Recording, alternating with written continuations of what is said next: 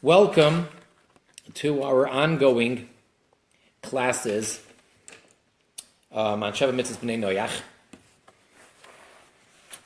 for the B'nai Noach, for the non-Jewish world.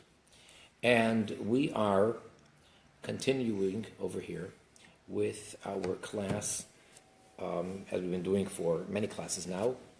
We're studying inside the Encyclopedia Talmudit, the Talmudical Encyclopedia. We are currently in volume Hey, number 5, and the entry is titled Goy, and we've been doing this now for quite some time, and the subtitle that we're up to at this point is Dineihem, their civil laws, how and what applies to non-Jews. It's going to be self-explanatory, so I don't really have to give much of an introduction. But we're going to see different approaches as to what and how it applies. But just to remind everyone that one of the Sheva Mitzvahs B'nai Noach, the 7 Noachide commandments, actually number 7, is dinim, which basically means that the non-Jewish world, the civilization, the community must set up and establish a legal court system. All right. Now, dinim is basically civil laws, monetary laws, laws of neighbors, contracts, buying and selling, etc., etc. So for the Jew, it's quite clear and quite detailed in the Torah, in the book of Shmois primarily, book of Exodus, in the section of Mishpatim, which means laws, I believe in chapter 19 and on, we have an entire parsha, a whole section that deals in detail with civil laws between man and his fellow man, or I should say between Jew and his fellow Jew. And then in the Talmud, in the oral law, we have a whole bunch of very long tractates, and then the commentaries go into great detail.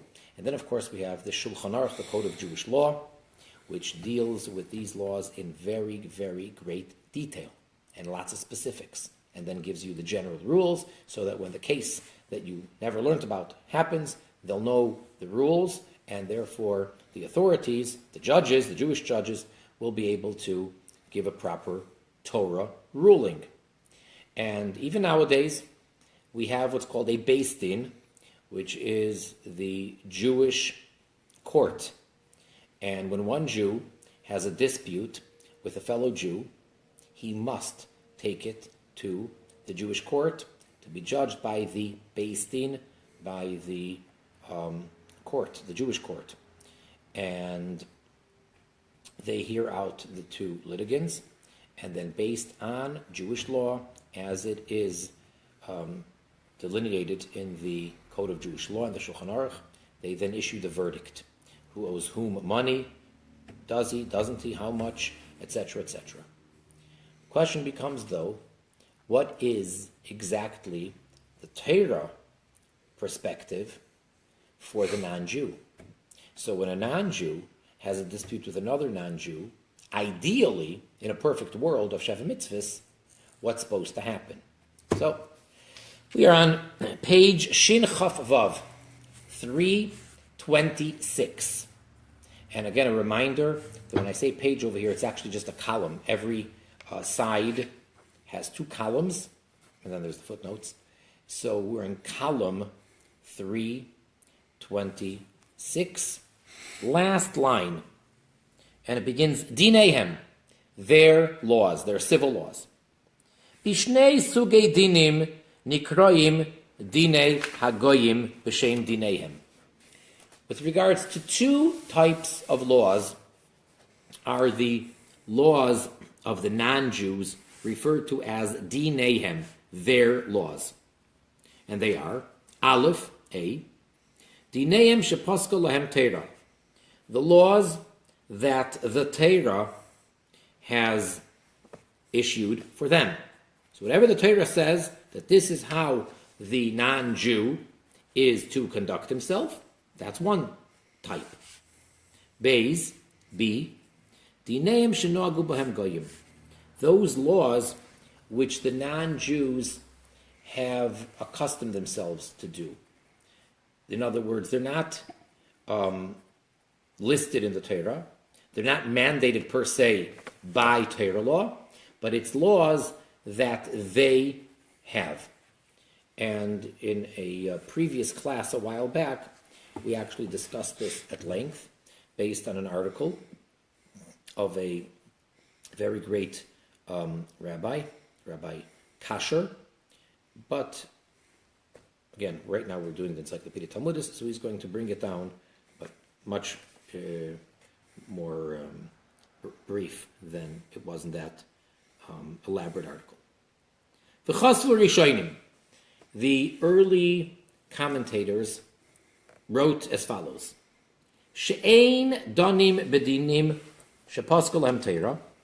We do not, the Jewish court does not judge according to the laws that the Torah has issued for the non-Jews.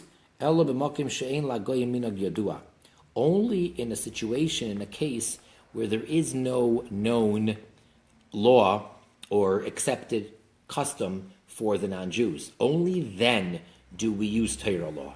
So in other words, if you're going to open up a Chumash, the Bible, to the section of Mishpatim, as we mentioned, and you're going to learn that it says that if Mr. A does this to Mr. B, or if his acts does such and such to his, and this is the law, the only time that we would rule that for the non-Jew is if they don't have a particular ruling or law in such a case, at that time and in that country, in that location.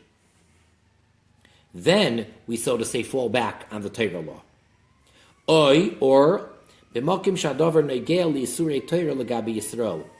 a case where the law for the non-Jew is very clearly and directly relevant to a prohibition, to a biblical prohibition for a Jew. Kigoin, for example, Lifta Yisrael midin b'chayra, oila hatire beribis, to exempt a Jew from the law of the firstborn animal. For example, there is a mitzvah in the Torah that if a Jew owns an animal, let's say a sheep, and that sheep gives birth to a firstborn male. That firstborn male has to be is considered sacred and has to be given to the kohen and brought to the temple. So one way to get out of this, especially in the times when we don't have a temple, and you don't want to be stuck with an animal that's sacred and you can't do anything with it. So before the birth, before the sheep gives birth, the Jew will sell his animal to the non-Jew. And then when the animal gives birth, technically and legally, it's not the Jew's animal, and there's no such thing as a b'chor for a non-Jew, as we discussed in a previous class over here. So there, the law of the non-Jew is relevant to the Jew. Or in the case of ribis, of taking interest for a loan, Shimiyad goy ba'emtza, that if there's the hand of a non-Jew in the middle of this whole transaction or what have you, then we go by the law of the Torah, even though it involves a non-Jew. So he's saying that according to this opinion, there are two ways that we would force the non-Jew to follow the Torah civil law, is if A, there is no set or established law for the non-Jew in that case, so then we say, well, then follow the Torah law. Or if it affects a biblical something for the Jew. But the laws that the non-Jewish world has for themselves that they have been accustomed to, hanhagasam, so that conduct of theirs, davarhu, it counts as something, it has credence, v'danim oisim lefi min hageihem, and then we judge them according to their custom. So, for example, if there's the law of the land, that the court of the time and place has a certain law in effect, and that law is not the same as the Torah law, so then, when there's an issue between one guy and another guy, we do indeed follow the law of the land and not the Torah law. All right? V'yesh shenoite loymar, but then there's another opinion that is leaning to say, afilu b'mashenegel li'isur legabe Yisrael, that even that which is a prohibition which does affect a Jew, that we go after their laws. Even in a case where it would affect the Jew, we still follow their laws as opposed to the Torah law. So the question is to how far we take it that we follow the non-Jewish law, even if it does not coincide with the Jewish law. And we explain. Shnei goyim shebo lefanecha ladun bedina Yisrael. What about the following classical theoretical case? Two non-Jews approach the Jewish court, and they want to be judged by Jewish law. They said, we know that you have the God-given law, your law is divine, so why should we rely on human intellect and on man-made laws? We want to know and we want to follow the divine code of law. So they come to the Jewish judges, to the rabbis, and they say, we want you to judge us. Here our case, and we want you to give the verdict. And two of them, both non-Jews, want to go according to the Torah law. They want that they should be judged by Torah law. Danim, then we do. In that case, we do not regard what the law of the land is. Whether or not it coincides with Torah law is irrelevant, because the two of them both want to go by Torah law, then we do. How about ha'echad roitze, v'ha'echad einer roitze? One of them wants to go by Torah law and the other one does not. So they appear before the Jewish court, and one of them says, I want to follow whatever the Torah law is. And the other litigant says, I don't.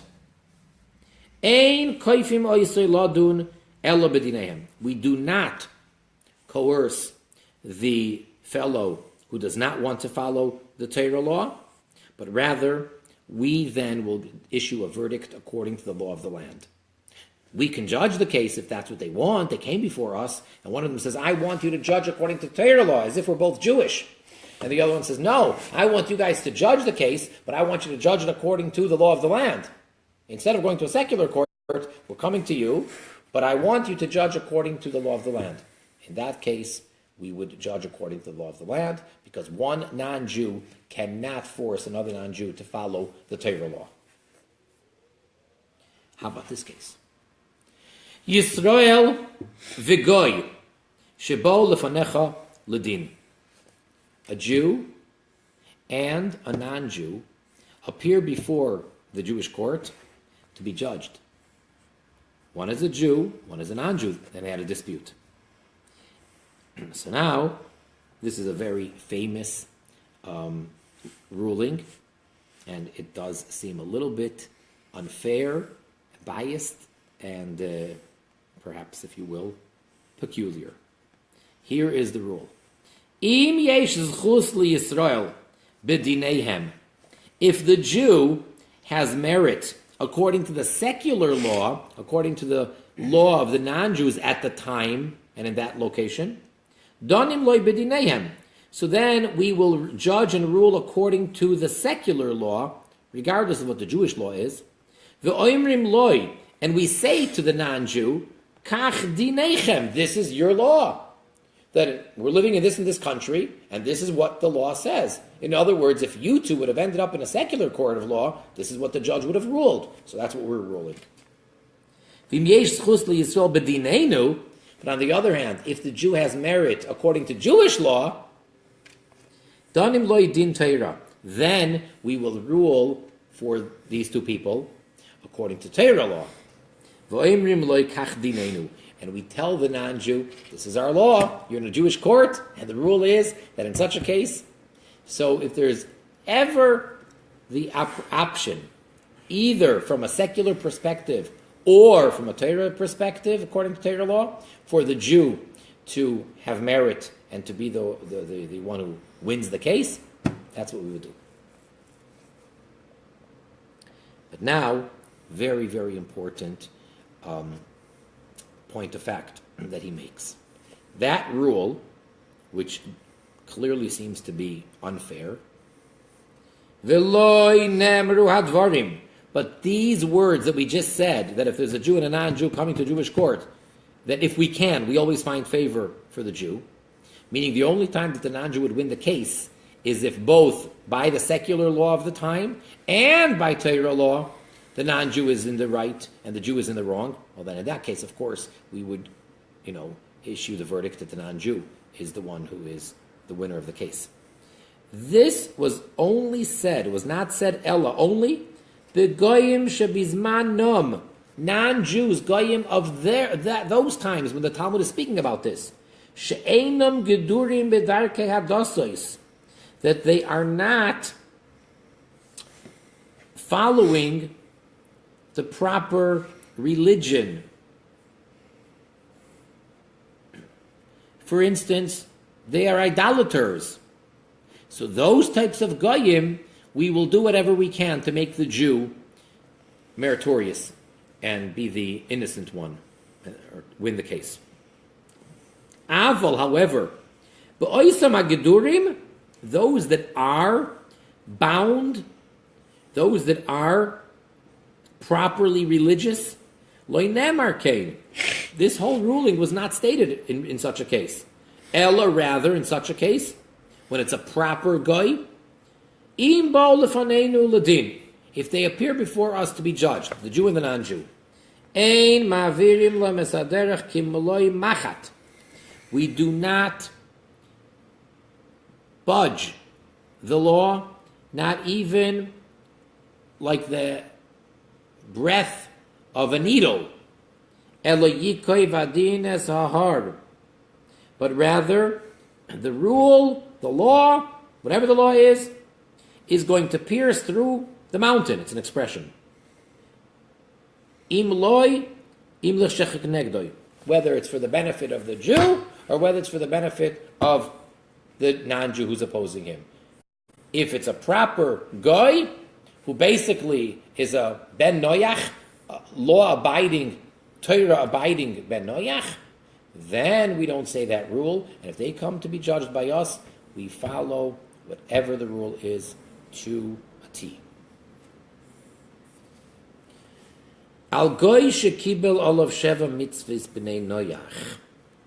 What about a goy who accepted upon himself to keep the 7 Noachide commandments? Shedinoi keger toishav.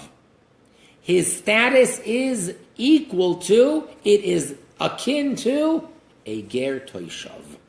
We've spoken about ger toishav many times, but just to remind everybody, ger toishav is a very specific technical type of a person.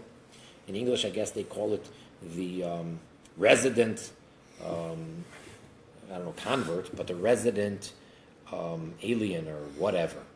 It's a very specific type of a person, and he basically is a non-Jew that for technical and behavioral and interactive purposes is not a regular non-Jew. He has gone out of that state, and he is not Jewish at all, but he is in sort of an intermediate state, and therefore the Jews have to treat him much different than a regular non-Jew. That is called a ger toishav. Now, just a reminder that the Rambam, many times, there's a whole list of exactly where he says it, but the Rambam, this is Maimonides, in his magnum opus of the Mishnah Torah, where he codifies all of Jewish law. He says and repeats over again that the Jewish community, the Jewish court, can only accept an individual to be a ger toishav in the times of the Jubilee year, meaning to say that you have to have the temple and all the Jews living in the land of Israel. Only then is there a complete, full, bona fide ger toishav. But what we're saying over here is that a guy that took upon himself to keep the Sheva Mitzvahs Pnei Noach is like a ger toishav. And in such a case, we always judge him according to their laws, according to the non-Jewish law, not according to Jewish law. And then they reference Ayin Oid Ger Toishav. For further explanation on this, take a look in the section in this encyclopedia under the title of Ger Toishav. We're doing right now Goy. There's a separate section. There's an entry called Ger Toishav. So he's saying, go over there and learn all about the Ger Toishav in that section.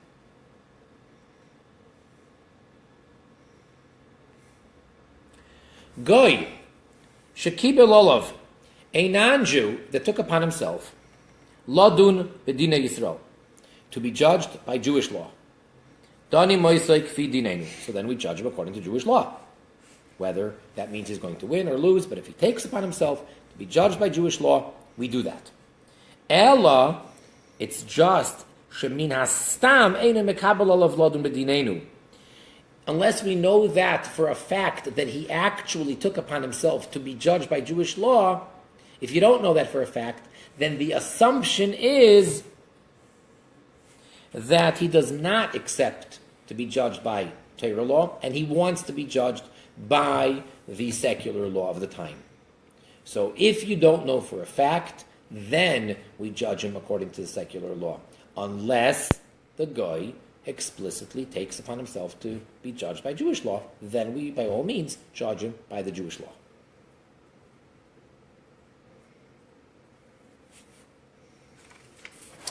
Now, we mentioned that if they have specific laws, then we go according to their laws and not according to Torah law. Okay? Midineim shenogu bahem. Amongst the laws that are customary in the secular court system, Huzkaru were mentioned as follows in the Jewish sources. One example. The Dineihem, according to the non-Jewish laws. Hoilchim achrei ha'arev letovoi. You go after the guarantor to demand payment from him, afilu im yesh laloi v'lashalem, even in a case where the borrower has the means to pay up the debt. So if someone borrowed money, and in order to borrow money he needed to have a guarantor, so somebody served as the guarantor. So according to the non-Jewish law, you're allowed to demand payment from the guarantor even if the borrower actually has sufficient funds to pay. Therefore, if a non-Jew lent money to a Jew, umeis haloive, and the borrower died, v'shilim ha'arev la'malveh, and then the guarantor paid back the lender. So the Jew died before he paid the debt. And the guarantor then paid up the debt to the non-Jewish lender. The heirs of the Jew are not obligated to reimburse the guarantor. The heirs of the deceased who borrowed money and never paid up. Why? Because since according to the secular law, you go after the guarantor, and you can directly take money from the guarantor. Yesh lachush, we need to be concerned. Shem avim nasan liyad ha'arev kol achoiv shehaya olav. Maybe there's no record and there's no receipt and there's no document, but perhaps their father, meaning the Jew who borrowed the money, maybe he actually did pay the guarantor before he died. Since we know that the rule is that you can go straight to the guarantor, even if the borrower has sufficient funds, so we should be concerned that perhaps the borrower, this Jew, gave the money to the guarantor before he died, and therefore you cannot demand payment from the heirs. One moment. Which is not the case if the lender were to be a Jew. Because if the borrower was a Jew and the lender was a Jew, and there's a guarantor, and the borrower died before paying the lender, and the guarantor paid up, then the heirs of the borrower have to pay back the guarantor. They have to reimburse him, because by Jewish law, you have to first go to the borrower. And therefore, we don't assume that the borrower paid the guarantor, because why would he do that if he knows that they're going to come to him first? Question. Is the guarantor Jewish or non-Jewish? Irrelevant.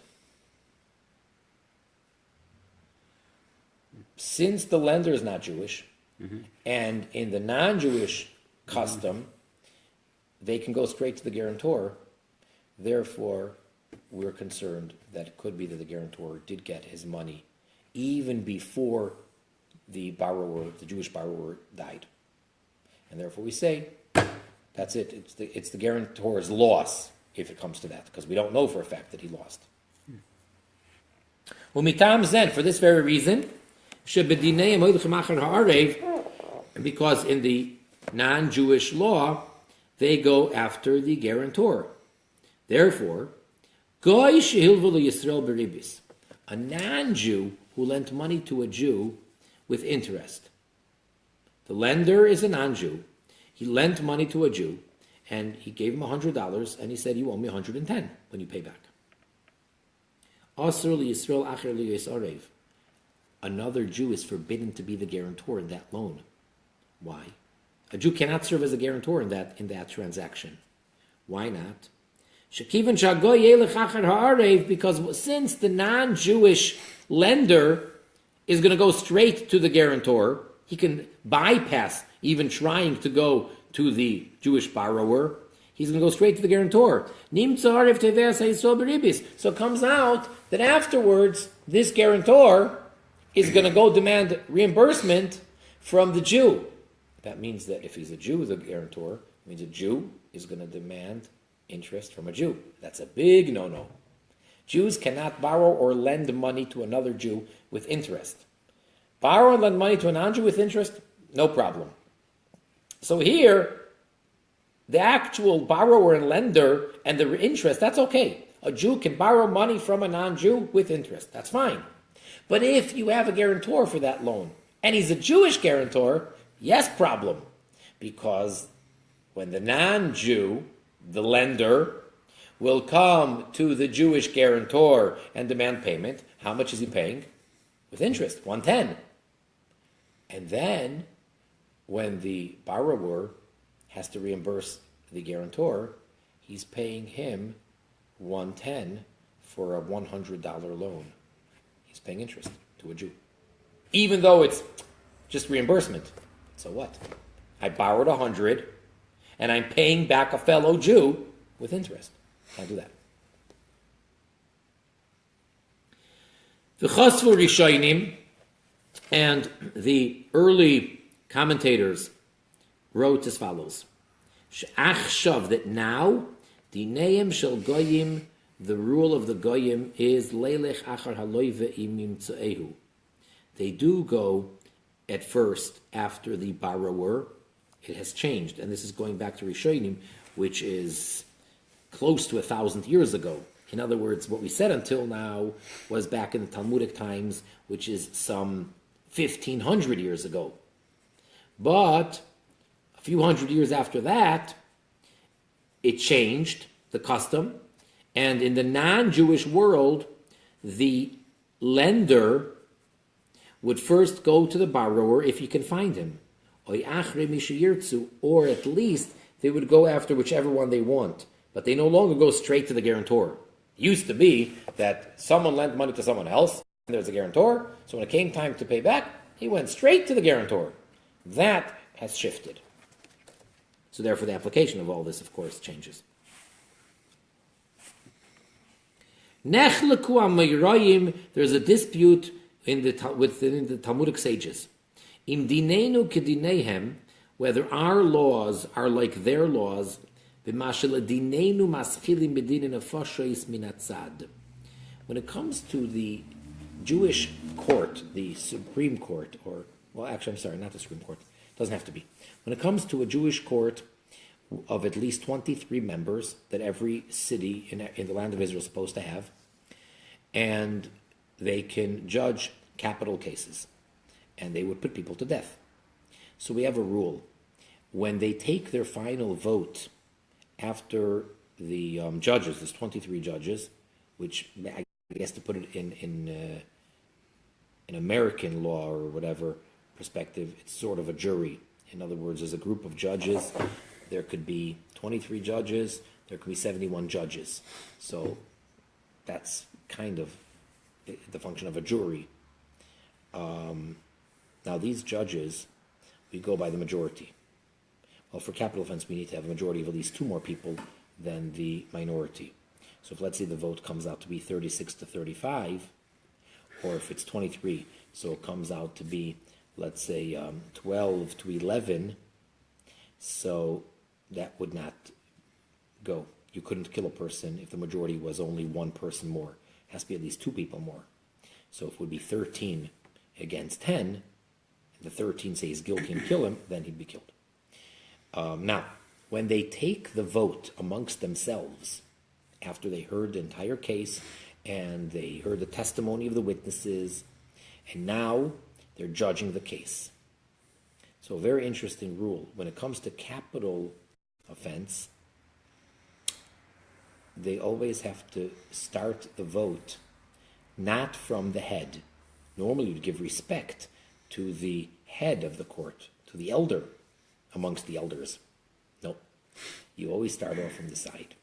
And the explanation given is because we do not want that any of the judges should be swayed by the opinion of someone who they respect or think that they know more than they do, and therefore they're not going to give a truly honest opinion in a vote of what they really believe should be the rule, because they'll say, hey, if this great rabbi who's greater than me, if he voted whichever way, I'm going to follow him.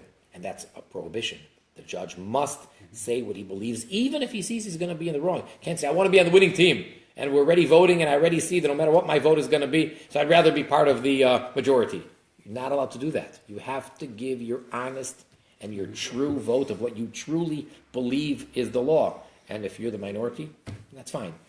So the question is, when it comes to non-Jews, and let's say they're being judged by a Jewish court, and it's a capital offense, so do we also have that rule that you have to start from the lower level of the sages? Or do we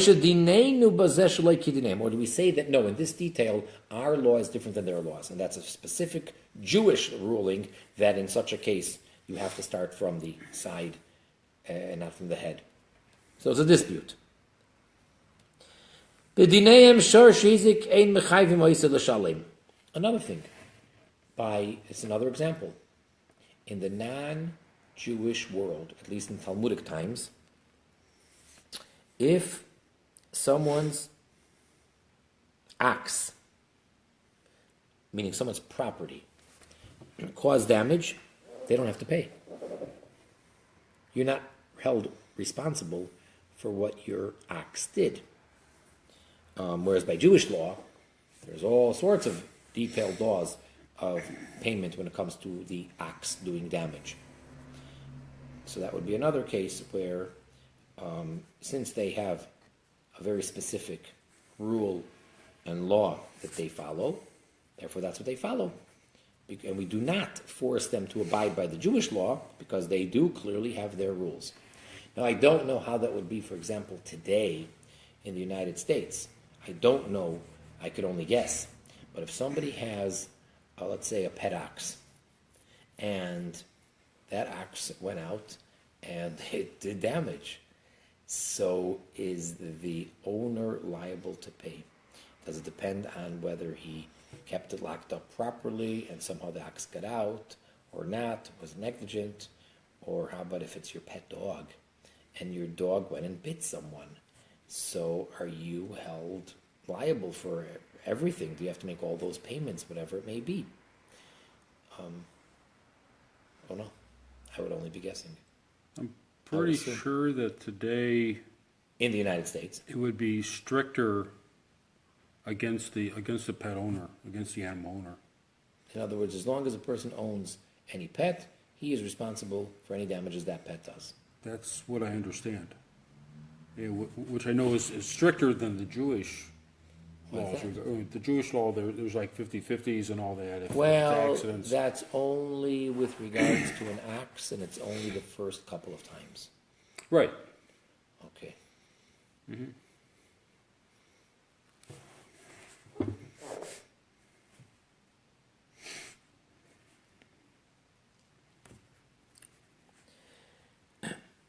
B'dinehem, when it comes to the laws of the non-Jews, shepaska lahem Torah, that the Torah does clearly give rulings for the non-Jews. Huskar, what's mentioned, beikar primarily, b'negel lekinyanim, with regards to acquisitions of property. Bein b'kinyan goy mi Yisrael, whether it's an acquisition that a non-Jew is making from the Jew, that the non-Jew is the buyer and the Jew is the seller, Bein b'kinyan Yisrael migoy, or whether it is an acquisition the other way around, that the Jew is the buyer and the non-Jew is the seller. Uvein b'kinyan goy zeh mizeh, or whether it's an acquisition between two non-Jews, that a non-Jew is selling to a non-Jew. That's primarily where the Torah does clearly tell us what the rules are, and that leads us straight into the next section now. The next chapter in this is B'kinyonim, when it comes to acquisitions. So we are on the middle of page Shin Chav Ches, 328. B'kinyonim, with regards to acquiring things. Shoyne kinyone shel goy mi kinyone shel Yisrael. The acquisition, the acquiring, the buying of property that a goy does is different than that of a Jew. Be'echus hakinyan, in the quality of this transaction, uva'ofen hakinyan, and in the manner that it's done. And we explain. Be'echus kinyan hagoy. What do we mean that it's different in the quality? Shoyne ba'avodim. It is different when it comes to slaves. Shegoy shekana goy, for if a non-Jew bought another non-Jew, he actually bought a human being. Kana oisoy lemaise yadav bilvad. So he actually acquired him only for that which he produces, only for his handiwork. Okay, so, if we want to speak in modern times or relatively recent times, before the Civil War, so by Torah law, can a goy buy another goy? Well, he can, but that person that he, quote-unquote, bought, he does not have control over his body. That person is not an animal. It's just that whatever that person does, whatever he makes, goes to the owner. Avaloi kana gufay, but he didn't acquire his physical body. Shenemar, because the verse states, Meyes hagoyim asher sviveseichem, from the non-Jews that are around you, mayhem, from them, tiknu eved v'ama v'goymer, you shall buy, you shall acquire a slave and a maid servant, mayhem tiknu, from them you shall acquire. And why does it say a second time, mehem tiknu? It seems to be superfluous. The verse repeats these words, from them you shall buy. Mehem tiknu, pam shniya, shu miyusar.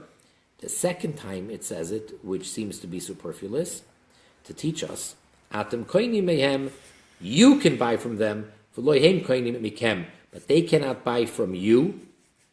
In other words, a non-Jew cannot buy a Jew as a slave. And also a non-Jew cannot buy another non-Jew for his body. He can't own him as he does property or an animal. Ella, the only point of acquiring another person, that one guy buys another one, that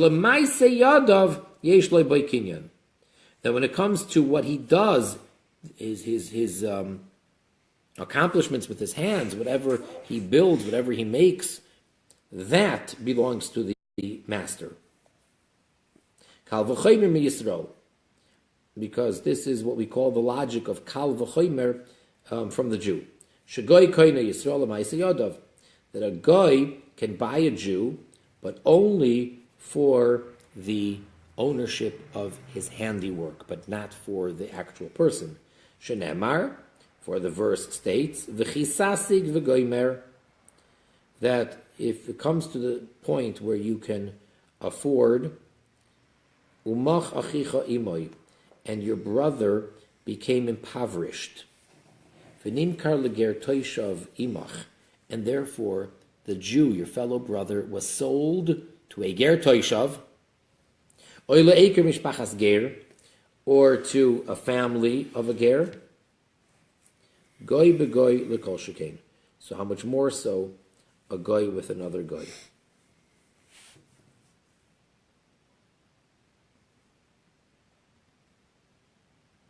Hafilu l'koche b'shivya. Even if the non-Jew took the non-Jew as a captive, like in wartime, he took a prisoner of war. Even then, ein goy koine goy legufay, the goy does not acquire the other goy for his actual ownership of his body. Elo shebedina de malchusa. It's just that according to the law of the land, which the Torah always recognizes as long as it doesn't go against Torah law, Kigoyin, for example, shemelech goy, a non-Jewish king, asa milchama, waged a war, vehevi shivya umechara, and he brought people as prisoners. He brought, let's say, a woman as a prisoner of war, and he sold her. Or if the non-Jewish king gave permission, he granted permission for whoever wants, that they shall go and rob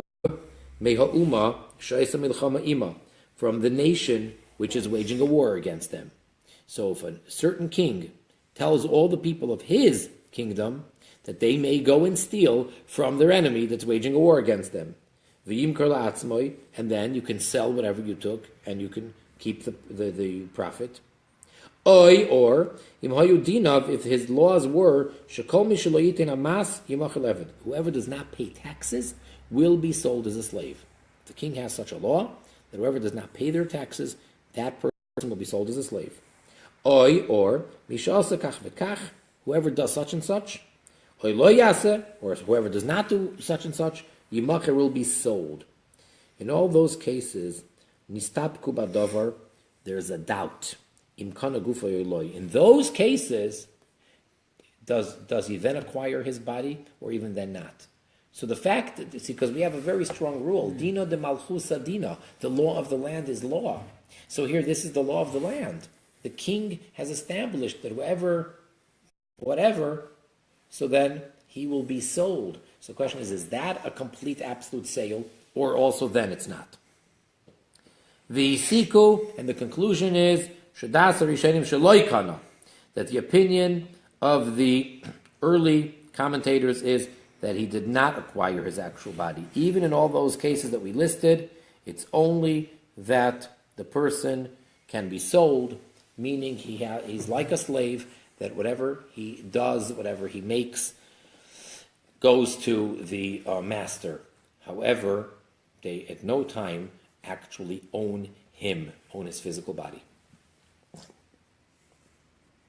So that's with regards to what we're calling the quality of the sale. So I think that means that according to this, the way that it worked with buying and selling slaves, however, the original slaves were brought to this country and then they would sell them and all that, that was not proper and that was not according to Torah law, because in those cases I think that they actually owned those people. You know, you actually would buy the person and you would completely control their body as if they were your animal, and that is not acceptable.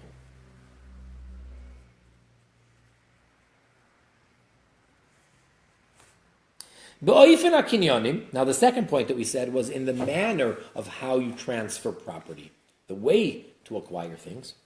There are a number of differences between the non-Jew and the Jew. Ba'avadim, when it comes to slaves, kinyan goy b'Yisrael u'b'kesef. The way that a non-Jew becomes owned as a slave by a Jew, that is through paying with money. Shneimar, for the verse states, mikesef miknosoi, from the money of his acquisition. V'chein kinyan goy b'goy, and likewise the acquisition of one guy from another guy, which again we said, not that he owns his body, but he could buy him as a slave, and then whatever he makes goes to the owner. There too, shenilmad mikinyonai b'Yisrael. We learn out that from the buying that it applies to a Jew. So therefore, there too, it's done with paying money. But all the other things, other than buying a human being for the sake of what he does, other than buying slaves, there is a dispute amongst the early commentators. Some say that he can actually also acquire property with what's called a chazaka. A chazaka is a legal term in the Talmud, in Torah, which means doing an act of a strong hold of ownership. And different things, depending on what we're talking about, as we're going to explain now, how the chazaka works. Bein esagoy, whether you're acquiring the goy, shehu kekarka, that legally he's considered like real estate. V'karka niknis b'chazaka. And when it comes to real estate, to getting a house or a field, so there, that is acquired not by paying the money, but by doing the act of ownership. Ubein es Yisrael, or whether it is the Jew. Shneimar vayish mimenu shevi, because it says, and he took a captive from him. So that's one way, that when it comes to acquiring people, so one opinion is that it is done through chazaka. The Yeshayimrim, and some say, Shakol kinyon shel goy, be'eved ivri eino yela bekesef. That whenever a goy is going to acquire a Jew, meaning an eved ivri, to be a slave for him, it can only be through money. Ve'ein etzloi kinyan chazaka, and the concept of a chazaka does not apply. Milvad chazaka shel kibush milchama, the only time where it does work is if it was a conquest at war. If the non-Jew, if one country conquered from the other at war, so then chazaka would work. V'loi kinyan bishtar, and likewise there is no acquiring through a document. The document will only serve a purpose as a proof of purchase, but not that that's the actual way that you buy or transfer. Shekinyan shtar, because to actually acquire something with a document, lemeidim, we in Jewish law learn it out, mishtare gitin v'kiddushin, from two types of documents. One is the divorce document and one is the marriage document. See, for a Jew, when a Jewish man divorces his wife, the only way to do that is by actually giving her a document which states that their marriage is being nullified. And likewise by Kiddushin, it's not the only way, but one of the ways for a man to betroth a woman is by having a document which says that I hereby am marrying you through this. So from that we learn out for the Jews that there is a concept of acquisition through a document. But when it comes to the non-Jew, there is no such thing as Gittin and Kiddushin by them. Marriage and divorce does not at all apply in the same way as it does to the Jews. So the whole document is a totally irrelevant thing, and therefore there's no type of acquiring, buying, or selling through means of a document. Again, the document is very important for the proof that the transaction was made, but it's not that the transaction is the signing on the dotted line on the document. The Yeshayim, and some say, Sheshavik kinyan shel goy begoy benegel haknoisa liyisrael lekinyan shel Yisrael shemakneu bekesef uv'shtar v'chazaka. So then there's another opinion. Some say that the acquiring that a non-Jew does with another non-Jew is the same as from Jew to Jew, which means it can be done in any of the ways, whether it's with money, or with a document, or with a chazaka. So it does apply. So we have two opinions as to whether the document and the chazaka applies to the non-Jew. Bikar kois, with regards to what we mentioned, real estate, land, a field or a house. Nechliku rishonim, there's a dispute amongst the rishonim. Yeshoimim, some say, shein kinyan karkois begoy el bekesef, that the only way a non-Jew can buy or sell real estate is with money. Imishum, either because shekol kinyonish l'goy bekesef, because the whole way of acquiring things for a goy is only through money, as we said. Oy, or alternatively, another explanation, mishum shelamedim kinyan kesef begoy meyefroin, because we actually have a precedent and we learn that a goy can buy or sell real estate going all the way back to Ephroin, the story in Bereshis in Genesis when Avraham was looking for a burial plot for his wife Sarah. So he bought Me'aras HaMachpelah from Ephroin. Shneimar boy, and what does it say there? Nosati kesef hasadeh kach mimeni, that I have given you the money for the field and take it from me. So clearly it was acquired through money. Havokinyan shtar ein eitz l'goy, but to acquire something through a document, that doesn't apply by a goy. Shein lemedim kinyan shtar bekarka ela miyirmiyo, because how do we know you can acquire real estate property through a document? It doesn't have to be through money. That we learn out from a verse in Yirmiyahu in the book of Jeremiah. And there, it's all dealing with one Jew from another Jew, as opposed to Avram buying it from Ephraim. Ephraim was a goy. And over there in Yirmiyahu, it's clearly speaking about a Jew. And therefore, a Jew who bought a field from a non-Jew.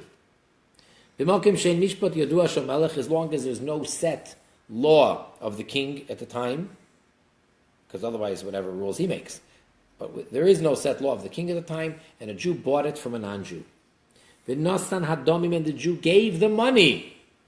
And before the Jew made the chazaka, before he acted in the field like an owner, he didn't make a fence yet, he didn't do any act of ownership.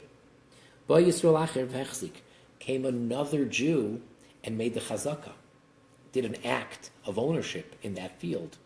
So Jew number one already paid the money to the original non-Jewish owner.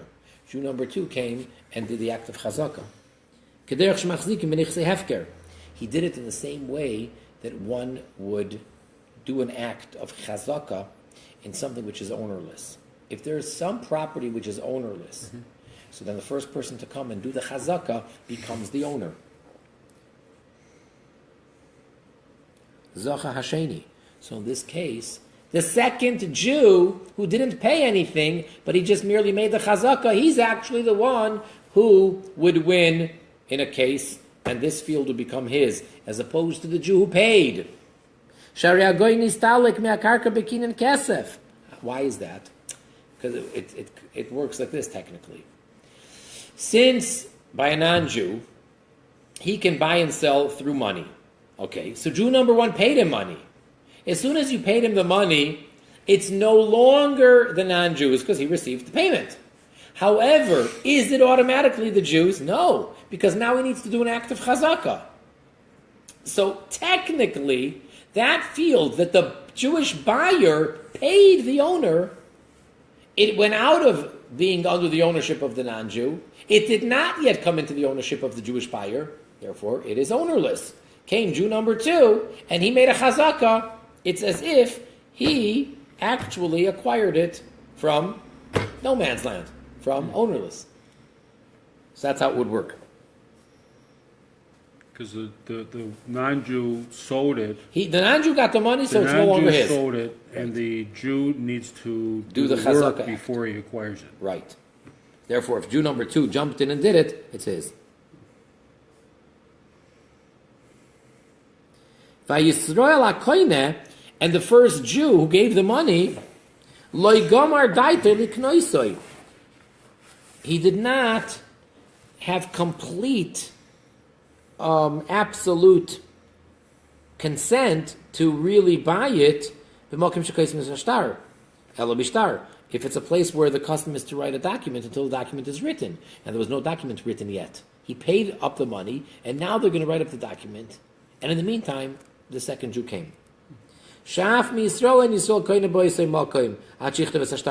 Because even if a Jew would be buying from another Jew, it's not his until they write the document, if that's the custom to write a document. Then it's the document which makes the transaction. The kol shekain minachri, certainly if he's buying it from a non-Jew, he's for sure, the Jew is certainly not completely having in mind to acquire it until the document is written. But how if it's a place where there is no custom to write the document?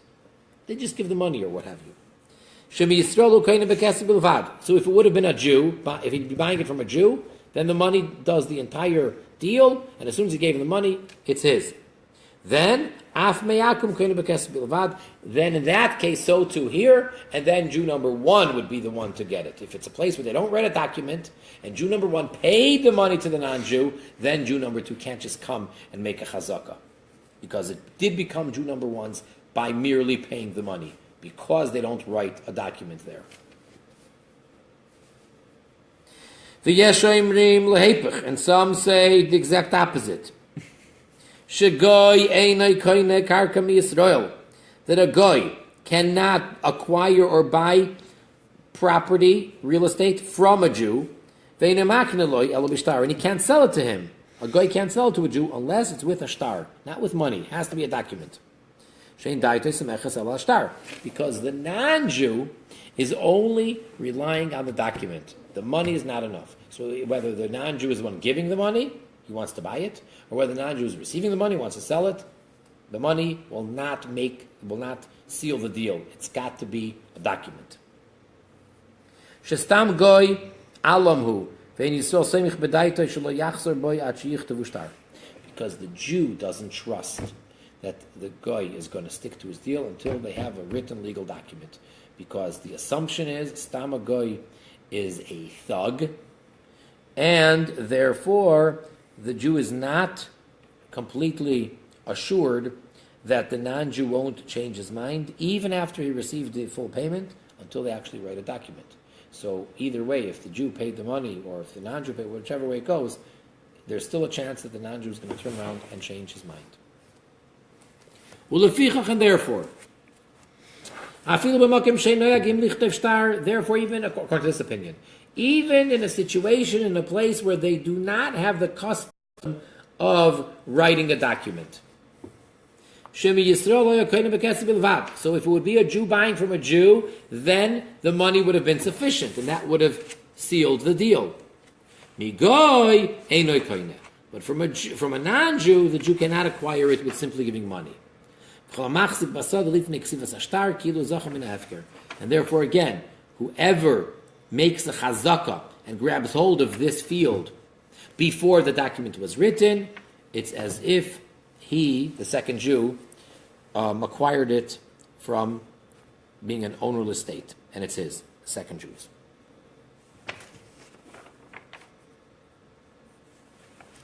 V'yesh she'amru mitam zeh, and some say that for this reason, she'afilu hechzik ha'yrisha bakarka lifnei hasheni, that even if the first Jew, he made the chazaka, he held on to it, he did do an act of ownership before the second Jew stepped in, adayin le'sam chadaita shel rishoin, b'li shtar. The first one is still not convinced that it's going to remain his if they don't have the document yet.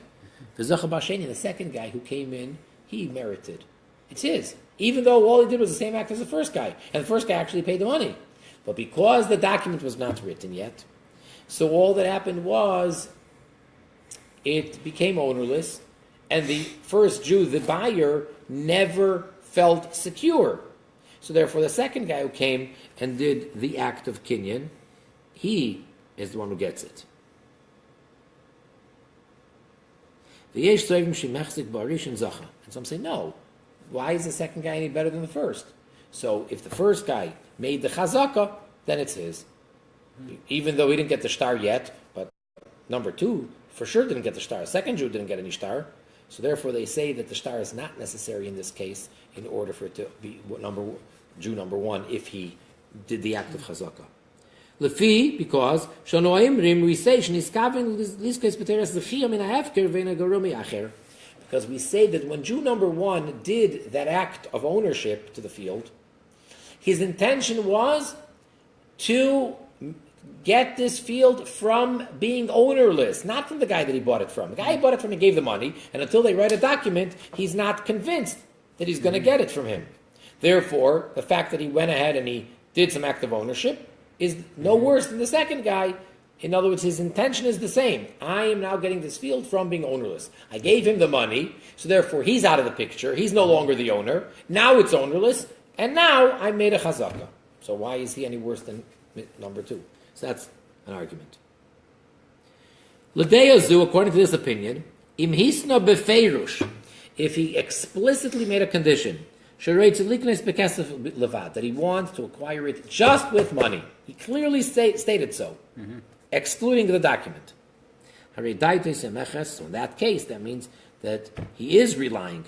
And in such a case where he makes that explicit condition, then he actually becomes the owner without the document. Even though normally we need a document, but in this case you wouldn't. And giving the money does make that Jew the owner. Even without doing the work. Right. If he explicitly said that we don't need a document. So then the money is what made it his. And some say that even though the reason why you require a document is because we assume that he doesn't really rely on he doesn't really trust him until there's a document. Nonetheless, even if you made a condition that he wants to buy it only with money. He says, in this case, I want that the whole transaction should go through the money. It doesn't work. It won't happen. You have to have the document. Even though the whole reason for the document is because we're afraid that the Jew doesn't trust the situation. And here he's clearly stating that I want it. That means he does trust it. No, it's not up to him. Since again, the assumption of a regular akum, a regular non-Jew, if you don't know differently, is that he is forceful, he's some type of a bully or a thug. So therefore, even if this Jew in this case says, I rely on him and I do trust him, his knowledge, his opinion, his so-called consent is nullified, and we go according to the regular average person. And the regular average person will not trust the situation, therefore this individual's opinion is irrelevant. And then there's yet another opinion which argues on the whole premise, on this whole thing of how a Jew acquires things from a non-Jew, or vice versa, how a non-Jew acquires from a Jew. That the reason is not, some say it's not because we're afraid of the thuggish non-Jew, and therefore the Jew is not convinced, so we're giving the money, it's insufficient, he has to have the document. Nope. Ella, rather, according to this opinion, me'ikar hadin, according to the original primary law, ein kinyan lagoy bekarka bekesef, ella bishtar. It's not because of this, that, or the other. A non-Jew does not have the power of transaction, whether he's the buyer or the seller, with money. It's when it comes to land, to real estate, only with a document. Now, b'schirus karka shel Yisrael migoy, renting real estate for a Jew from a non-Jew, ulahepich, or vice versa, of a non-Jew from a Jew.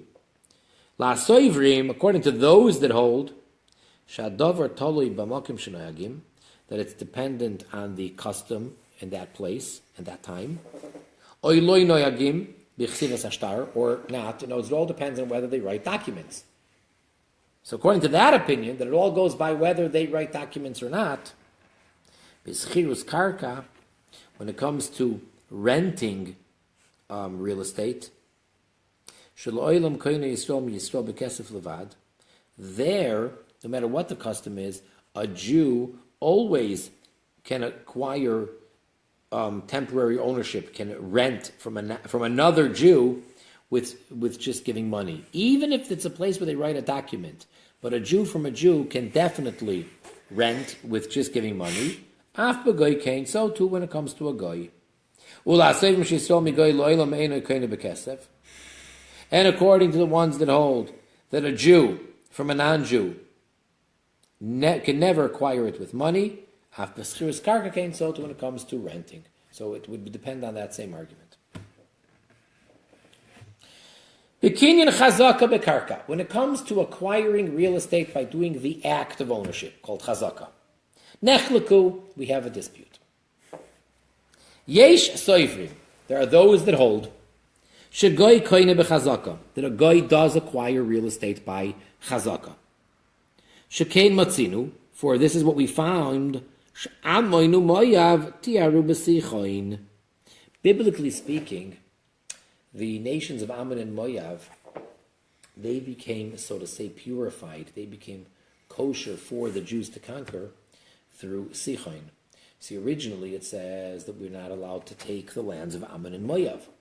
But because Sichon, the king of the Amoiri, a different nation, he conquered them, and now they became part of Sichon. Now the Jews were allowed to take that land because it's no longer the original Ammon and Moav. So what do we see here? Although the Jews were warned that it's forbidden for them to fight against the two nations of Ammon and Moav, nonetheless, those lands, that part which Sichon conquered from Ammon and Moav, then the Jews then conquered it from Sichon. How is that allowed? No problem, because they didn't take it from Ammon and Moav.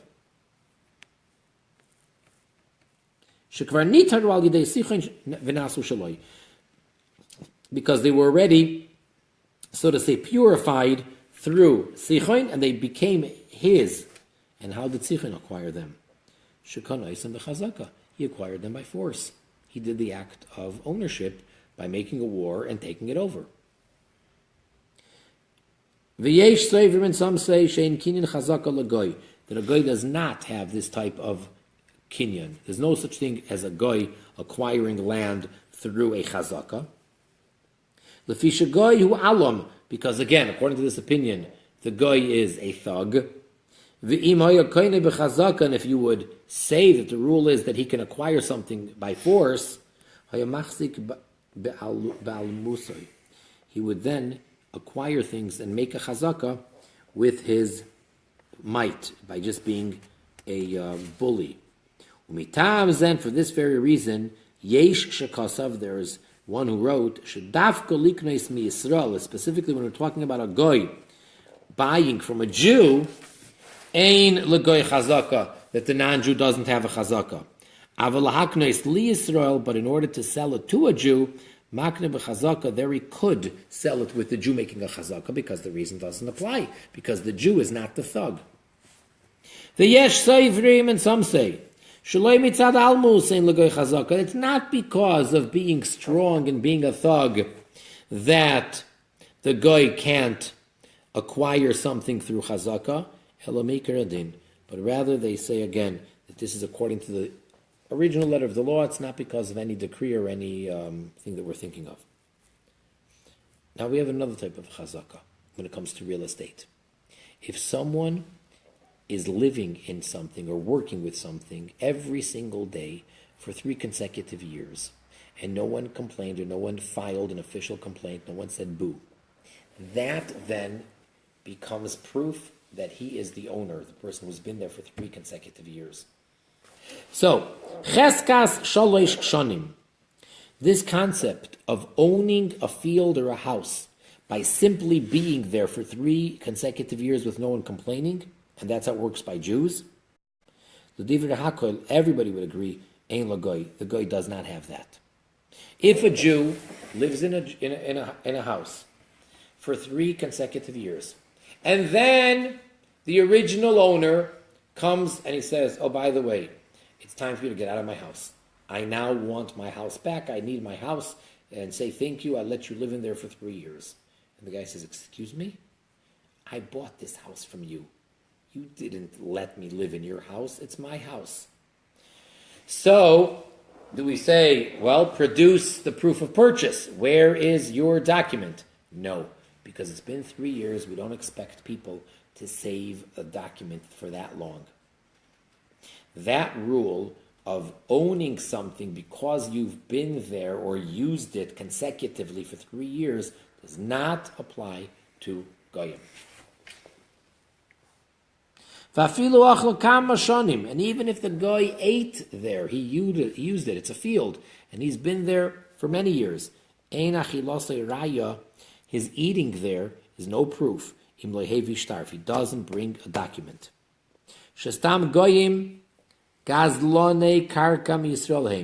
Because the assumption is, unless you know differently, that just a regular any goy is considered to be a thief. They steal lands from Jews.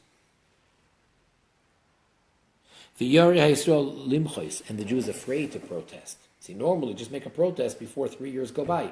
Every 3 years minus 1 day, the Jew just has to come in front of 2 witnesses and protest, say, this guy is in my field, this guy is in my house. Okay, if he does that every less than 3 years, then that's fine. So after 10 years, he says, okay, it's time to get out. We will accept that he's the owner, though the guy can't prove that he bought it, because he didn't let 3 years go by. But in this case, it doesn't work. Why? Because the Jew will be afraid to protest against the Goy.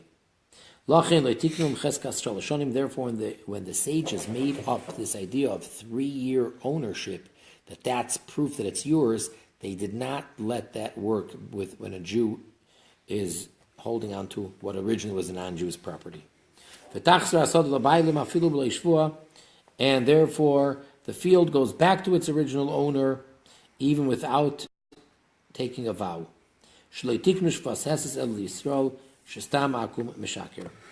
Because they only made up this type of an oath only if you're dealing with a Jew, because stam a non-Jew would lie.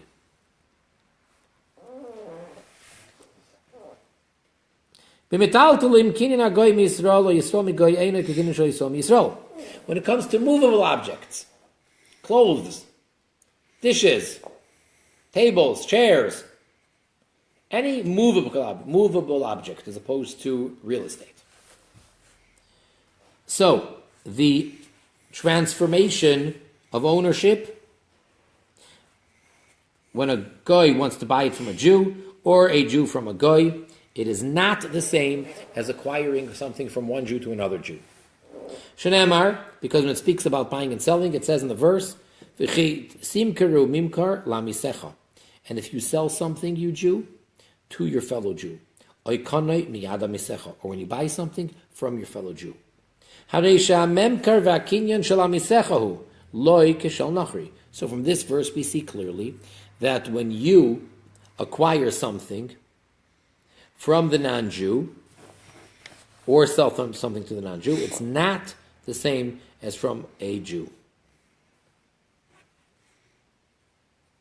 Therefore, those that hold that the way that a Jew acquires something is by a kinyan meshicha, which means by pulling it. Yet, when it comes to the non-Jew who wants to buy from the Jew, it has to be with money. No such thing as just pulling the item. And according to those that hold that the Jew being able to acquire something with money is biblical, so in that case, the way that a guy acquires something is by pulling it. He'd have to, in that case, he'd be able to do meshicha. He'd be able to pull it.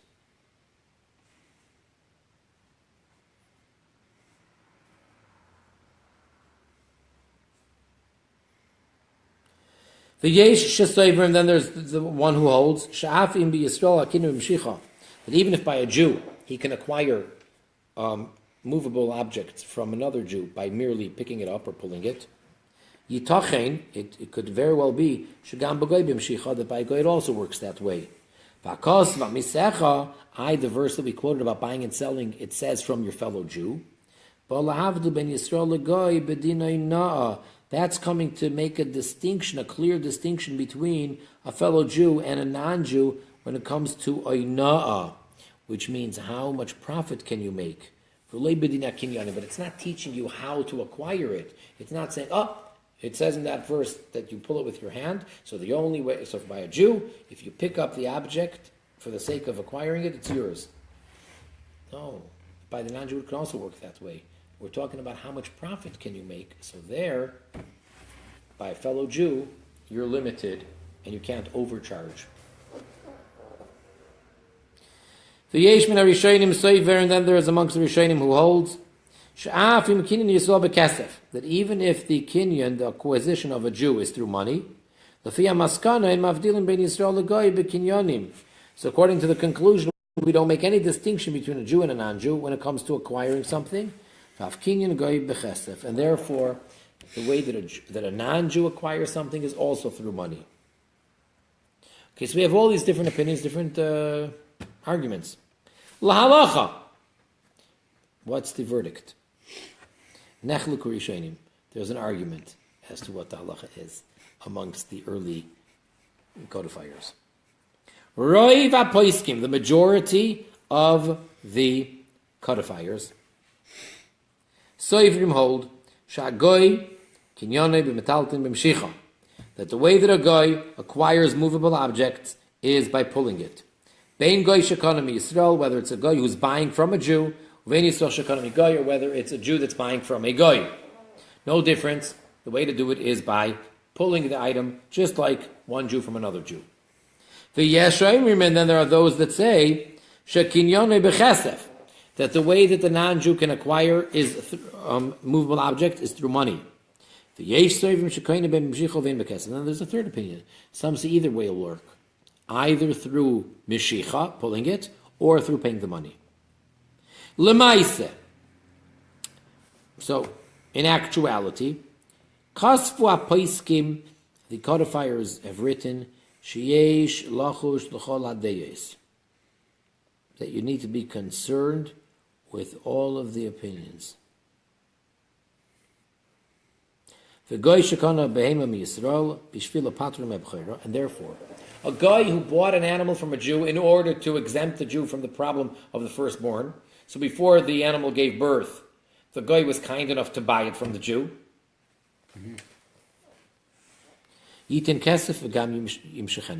Therefore, what should he do? He should give the money and pull it.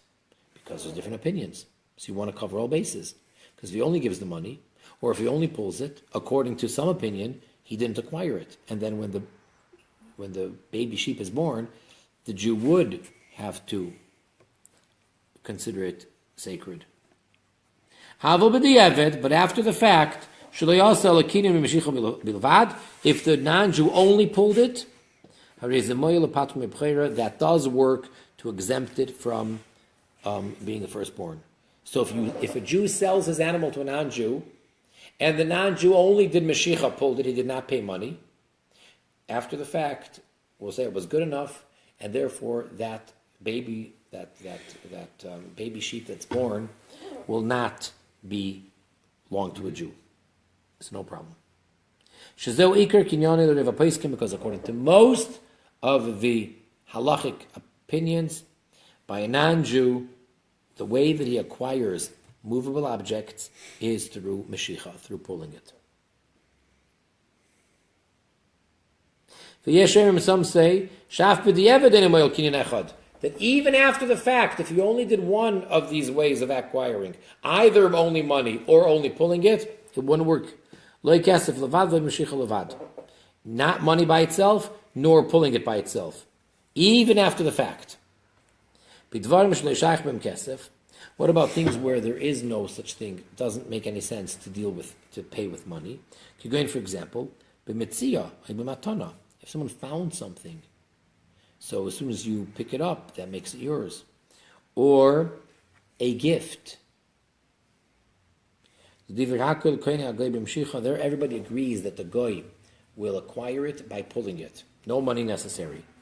And likewise, vice versa, if there is nothing to pull. Going, for example, Shemakna Yisrael, the goy that the Jew is selling to a goy, as ha'uber shel ha'mevakeres, the unborn fetus. The Jew is selling the child that's inside the mother. He's selling it to the goy before the birth. According to those that hold that this is not included in something which didn't come to the world yet, because we have another rule. Something which does not yet exist, you can't sell. So according to those that say that the child or the baby sheep that wasn't yet born is not considered that it doesn't yet exist, then this would work. And therefore you can't pull the baby. So in that case, using just kesef alone would be good enough.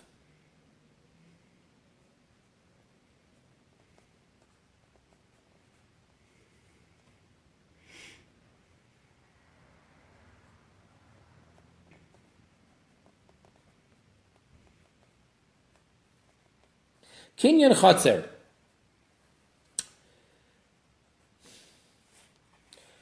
The acquiring through one's property.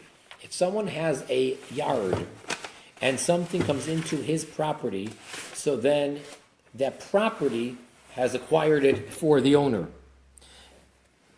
Yesh, af begoy. This does apply to a goy. His property can acquire things for him.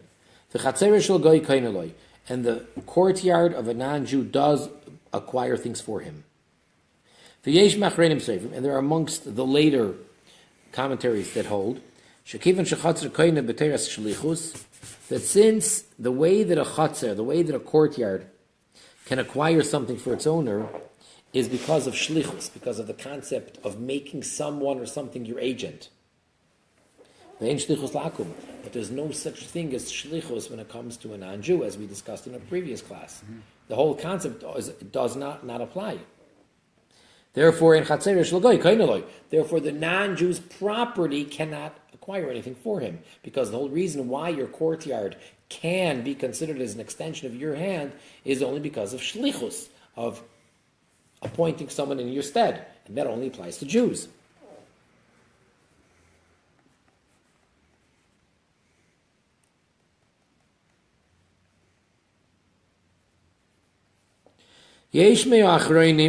There are amongst the later codifiers shemechalkin that they make a difference.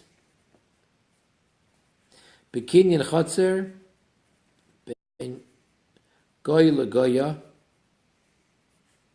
That when it comes to the kinyan of a courtyard between one non-Jewish man and a non-Jewish woman, shechatzer shalish koine b'teras shlichus, that a man's courtyard, his property, can acquire things for him, as we said, as a shliach. Vein shlichus l'goy, and there's no such thing as shlichus for a non-Jew.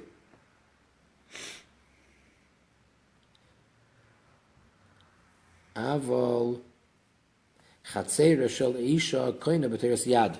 But the courtyard of a woman will work as her hand.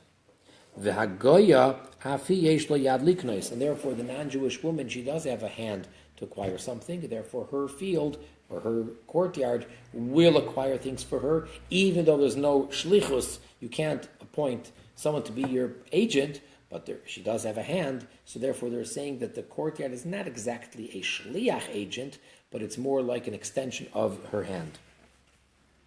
But most of the later codifiers disagree. They do not accept this distinction, and therefore we say that by a goy, there's no such thing as your courtyard acquiring things for you. Bikinyan chalifin.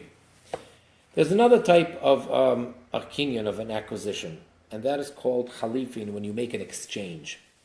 So when a person wants something to be transferred into their possession, so what you do is you can take something of yours, hand it to the other person. So in exchange for that, what the person who's taking your thing, now it's transferred what he owns to you. It's generally done with a handkerchief, that the person extends his handkerchief.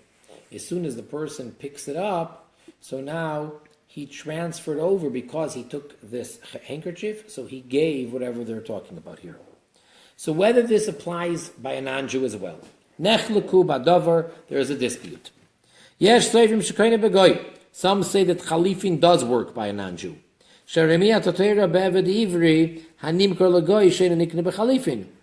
Because the Torah specifically had to exclude a Jewish servant, an Eved Ivri, which is being sold to a non-Jew, that he cannot be acquired through chalifin. So from here we learn out, we derive that there is such a thing by goyim, and it works to do the chalifin exchange. And some say no, kinyan chalifin does not work by a goy. And some prove it from the verse, the original source, the proof text that is teaching us how this whole concept of chalifin works. So from that verse, they learn out that there's no such thing for non-Jews. Shenemar Sham, because this verse states, it's in Megillas Rus, it says, V'zois ha'teuda bi Yisrael, and this is the certified way amongst the Jews.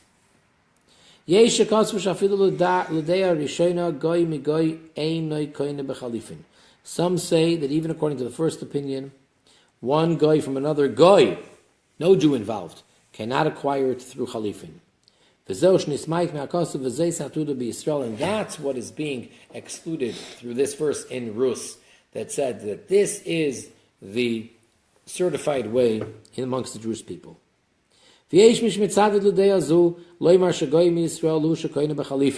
Some say, well, that the goy from the Jew could acquire it through chalifin, but for a Jew to buy from the goy, then he can't do it through chalifin. Because the goy, if he's the seller, does not rely on selling it. He's not really convicted to do that with the knowledge of just this exchange. Whereas the Jew is, so therefore he can sell to the goy through chalifin, but not from the goy. Then we have another concept. Buying movable objects, but doing it by the way of real estate. Meaning, when you make the acquisition on the field, so you say that automatically all the other stuff that I have, all those pots and pans and all those clothes, etc., will also transfer ownership. So does that work by a goy? There's a dispute. Some say yes, the goy can acquire something in a by-the-way fashion by acquiring the field. And some say, no, there's no such thing as a by-the-way acquisition for the goy. And if he's buying the field, it only includes the field. It cannot include other stuff, movable objects. Because the verse from which we learn out this concept of acquiring movable objects by the way of real estate is Vayiten Lohem Aviem, and their father gave them matones rabbois, many gifts to Goyim, etc. Im Are Metzurois Yehuda, with these cities in Yehuda. That whole verse, Li'Yisrael Nemar, is being said for the Jewish people. Therefore, this opinion says there's no such thing as a kinyan agav for the goyim. And with that, we conclude this part, and the next section in this next chapters in this section are going to be speaking about other related things, such as appointing or shlichus, etc. To be continued, and in the meantime, until next time that we meet, everybody make sure to abide by all the 7 mitzvahs b'nei noyach, and be a good person, and a godly person, and make this world a dwelling place for God by bringing the complete and total revelation of Mashiach now.